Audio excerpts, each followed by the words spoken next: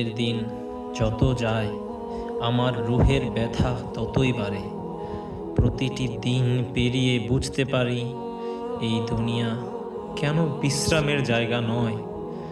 রুহ ক্লান্ত, কারণ সে আসল ঘর থেকে দূরে আছে।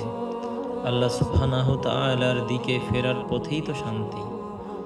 ভুল আর গুনাহের বারে কখনো কখনো নিঃশ্বাসও যে ভারী লাগে, তবুও অন্তর জানে আমার রব তো আমাকে বলেছিলেন, হে আমার বান্দারা, যারা নিজেদের উপর জুলুম করেছ, তোমরা আল্লাহর তাআলার রহমত থেকে নিরাশ হইও না।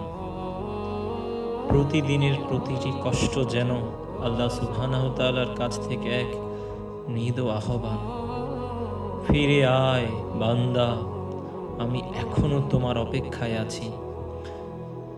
দুনিয়ার সুখ যতই ছুতে চাই, রূহ শান্তি খুঁজে শুধুই সেজদার মাটিতে।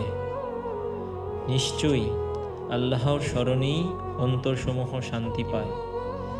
এই ব্যথা আর তীব্র আকুলতাই যেন আমার তওবার দরজা খুলে দেয়।